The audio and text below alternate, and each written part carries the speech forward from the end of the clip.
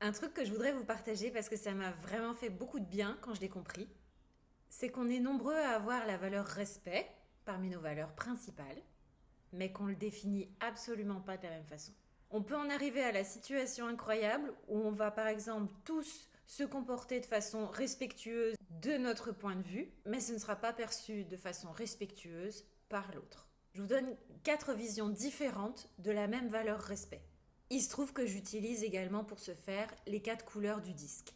Une première façon de définir le respect, par exemple pour les bleus, ça va être le respect du cadre, du processus, du règlement, de la politesse, des règles de l'éducation, des règles du savoir-vivre en commun, par exemple les horaires, par exemple l'ordre dans lequel on fait les choses, par exemple le fait de respecter, de faire ce qu'on a dit et de dire ce qu'on fait.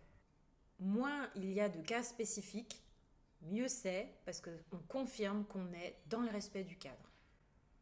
Et pour eux, respect à ce moment-là va rimer avec justice. Pour les rouges, la valeur respect, elle va être intimement liée avec leur notion de liberté, d'indépendance et d'autonomie. Tu me respectes si tu me laisses faire les choses à ma façon.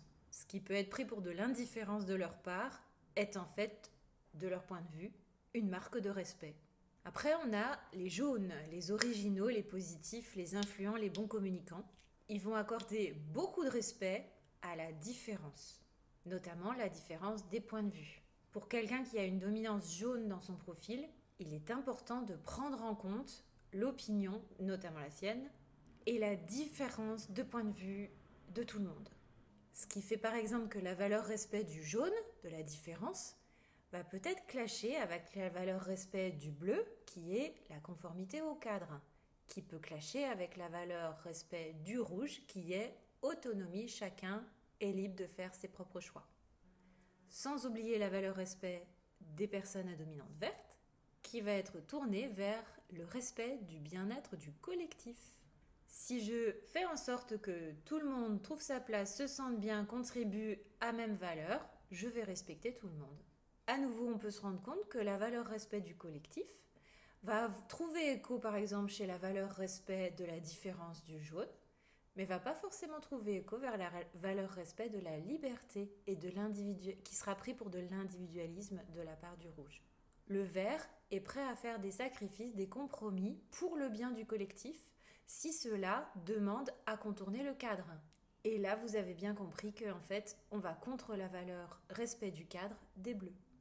Tout ça pour dire que s'intéresser à l'autre, partir à la découverte de sa valeur respect, de sa définition de sa valeur respect, et être ouvert à trouver des différences entre une valeur respect et une autre, ça permet de débloquer pas mal de tensions. Je terminerai avec un lien avec les valeurs de l'entreprise, qui souvent placent le respect parmi elles. Pour que des valeurs d'entreprise fassent sens à la fois auprès de leurs clients et auprès de leurs collaborateurs en interne, il faut vraiment prendre le temps de définir selon nous, selon notre entreprise, qu'est-ce qu'on met derrière notre valeur respect, parce que l'air de rien, eh bien, elle peut vraiment être prise d'une façon ou d'une autre complètement différente. À bientôt pour une nouvelle vidéo.